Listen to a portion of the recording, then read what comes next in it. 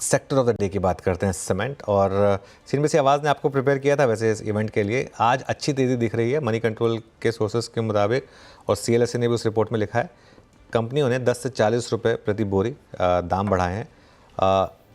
CLSA की report क्या कह रही है और क्या है एग्जैक्ट खबर, यतिन के पास चलती है। Good afternoon. Good afternoon. और जो रिपोर्ट सजेस्ट कर रही हैं वो ये कर रही हैं कि सीमेंट के दाम ऑल इंडिया बेसिस पे बढ़ते हुए नज़र पड़ रहे हैं। मॉनसून क्वार्टर के बाद अगर हम देखें तो सेकेंड हाफ में पिकअप की उम्मीद है, और डिमांड के बढ़ने के चलते एंटिसिपेशन में सीमेंट कंपनियों ने दाम बढ़ाए हैं।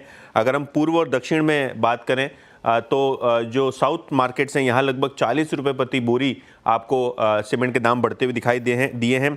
नॉर्थ में आपको लगभग 20 रुपये, और पश्चिम भारत में यानी वेस्ट मार्केट्स में खास करके गुजरात, महाराष्ट्र, मुंबई के इलाकों में 5 से 10 रुपये प्रति 50 केजी बोरी आपको दाम बढ़ते हुए दिखाई पड़े हैं।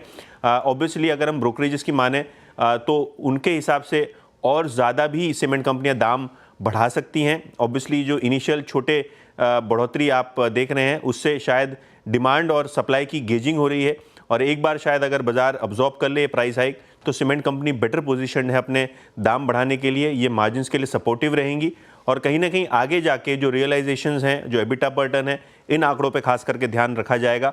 सीएलएसए के मुताबिक सेक्टर में सबसे बढ़िया जो स्टॉक लगता है उनको वो है UltraTech cement. Cement the biggest player, और वहाँ पर भी अच्छा ट्रैक्शन। इस सेक्टर पर बात करने के लिए हमारे साथ एक्सिस सिक्योरिटीज़ के सीनियर रिसर्च एनालिस्ट उत्तम कुमार श्रीमल जुड़े हैं। उत्तम जी, गुड आफ्टरनून। पहले भी कंपनियों ने कोशिश की है प्राइस हाइक की, लेकिन वो सक्सेसफुल नहीं रहे।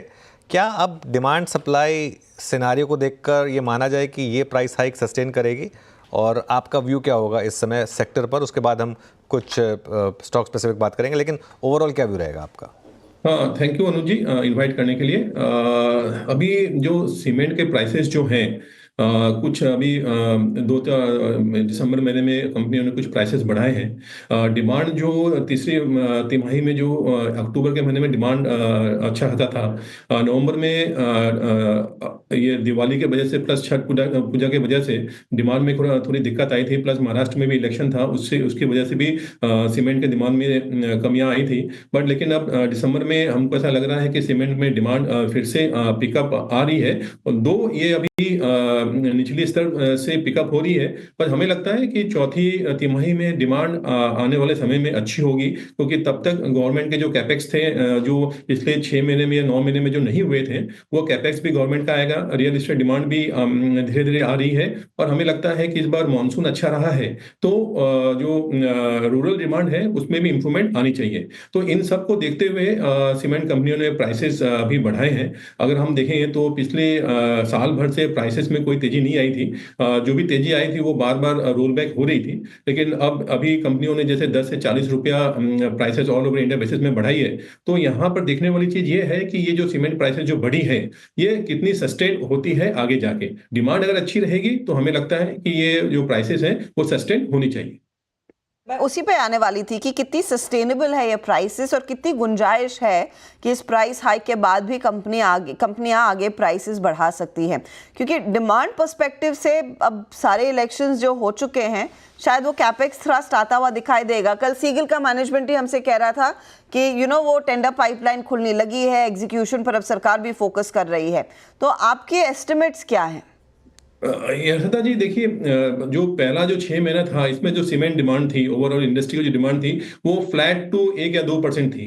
और सेकंड क्वार्टर में अभी थर्ड क्वार्टर में भी डिमांड जो हमको लग रहा था जो पिकअप होना चाहिए था जिस तरह से, उस तरह से पिकअप नहीं हुआ है। लेकिन हाँ, फोर्थ क्वार्टर में जाके डिमांड पिकअप होगा, जिस तरह से गवर्नमेंट के कैपेक्स आएंगे, रियल एस्टेट डिमांड आ रही है, और अर्बन डिमांड भी बढ़ेगी, और थोड़ी रूरल एरिया से भी डिमांड आएगी।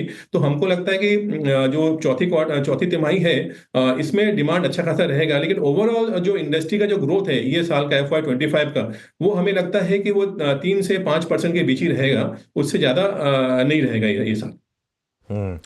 ओके। कई लोगों का मानना है कि शायद बेस्ट पोजीशन इस पूरी स्पेस में अल्ट्राटेक सीमेंट है। आपका क्या व्यू होगा? आपके टॉप ऑफ द रेडार कौन सा स्टॉक होगा इस पूरे पैक में?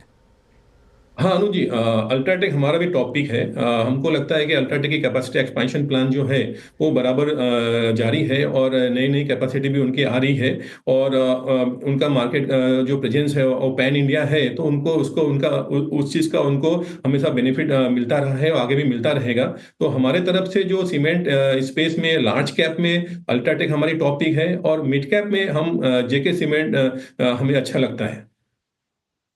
अल्ट्राटेक और जेके सीमेंट। और शिमल जी, ये जो पूरी सीमेंट स्पेस में दो बड़े कंग्लोमरेट्स के बीच जंग छिड़ी थी, उसका कितना इम्पैक्ट आपको अभी इस समय सिस्टम में दिखाई दे रहा है? क्योंकि ऑफ कोर्स एक तरफ आदित्य बिरला ग्रुप और दूसरी तरफ हमने देखा अदानी के एक्सटेंसिव इन्वेस्टमेंट्स।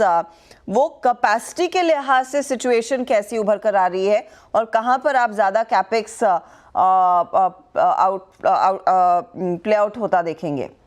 देखिए हर्षदा जी, क्या होता है कि जब भी किसी भी इंडस्ट्री में कंसोलिडेशन होता है तो वहां पर 1-2 साल लगते हैं चीजों को संभलने में। तो अभी सीमेंट इंडस्ट्री में भी आप देखेंगे कि जो दो लार्ज ग्रुप हैं, अडानी और अल्ट्राटेक, जो बिरला ग्रुप है, आदित्य बिरला ग्रुप, तो दोनों कैपेसिटी एक्सपांशन में लगे हैं। दोनों की कैपेसिटी एक्सपांशन बराबर हो रही है, और ये जो टोटल जो कैपेसिटी है इन दोनों की, वो FY27 और FY28 तक कंप्लीट हो जाएगी। तो और अभी तक दोनों कंपनियों ने कुछ कुछ सीमेंट कंपनीज मार्केट से उन्होंने एक्वायर की है। आगे आने वाले समय में बहुत ज्यादा एक्विजिशन टारगेट तो नहीं है, लेकिन जो भी उन्होंने एक्वायर किया है वो 1-2 साल के अंदर उनको वो संभाल के आगे ले जाएंगे।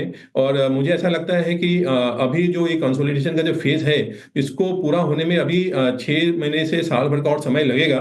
और उसके बाद सेक्टर में हमको लॉन्ग टर्म ग्रोथ दिखता है, बिकॉज ऑफ जो गवर्नमेंट की जो कैपेक्स है, रियल एस्टेट डिमांड है, ये सब जो है पूरे सेक्टर को सपोर्ट करेगी। हाँ, कैपेसिटी जरूर आएंगी, लेकिन साथ साथ हमको ऐसा लगता है कि डिमांड भी उसी के साथ क्रिएट होती रहेगी आने वाले समय में। अच्छा, जेके सीमेंट आपने बोला मिड कैप बास्केट में आपकी टॉप पिक है। एक जो स्टॉक जिसने सबसे ज़्यादा आउट परफॉर्म किया है पिछले 3 महीने में, वो है रैमको सीमेंट। इस पर कवरेज है क्या आपकी, और कोई व्यू इस पर? नहीं, रैमको सीमेंट की कवरेज तो नहीं है हमारे इसमें, लेकिन इस क्वार्टर में रैमको सीमेंट का रिजल्ट काफी अच्छा आया था। जो एनालिस्ट के एस्टिमेट से काफी बेहतर कंपनी ने रिजल्ट दिया था। उसका हमको सीमेंट उसके स्टॉक के प्राइस में पॉजिटिव इम्पैक्ट देखने को मिल रहा है। ओके, बहुत बहुत शुक्रिया आज हमारे साथ जुड़ने के लिए उत्तम जी। तो ये बात हुई सीमेंट सेक्टर पर, अच्छा लगा आपसे बात करके। मानस, आपका प्रेफर्ड आइडिया क्या होगा इस स्पेस में? बेहतरीन तो डेफिनेटली रैमको सीमेंट ही लगता है। यहाँ पर चार्ट्स काफी बेहतरीन लग रहे हैं, हालांकि कंसोलिडेशन देखने को मिल रहा है, लेकिन जो मीडियम टर्म चार्ट्स है वो तो बेहतरीन है। और आप उम्मीद कर सकते हैं कि पिछले स्विंग हाई जो 1050 है, उसको स्टॉक ब्रीच करके पोजिशनली आने वाले 3 से 6 महीने में 1250 तक के भी भाव दिखा सकता है। तो अगर थोड़ा सा टाइम फ्रेम ज्यादा है तो करंट लेवल्स पे आप रैमको में खरीदारी कर सकते हैं और 960 का स्टॉप लॉस लगा सकते हैं। लेकिन अगर आप ट्रेडर है तो मेरे ख्याल से जेके सीमेंट, जहां पर इंटरडे सेशन में एक करेक्शन देखने को मिला है, वहां पर खरीदारी करनी चाहिए। 4575 के स्टॉप लॉस खरीदारी करेंगे। टारगेट करीब करीब 4900 के पॉसिबल है जेके सीमेंट में। ओके, तो ये फिलहाल आपके लिए 4900 के टारगेट्स के लिए जेके सीमेंट, और रैमको में भी एक बहुत तगड़ा मूव, अच्छा पोटेंशियल देखने को मिला है। अच्छा, एक स्टॉक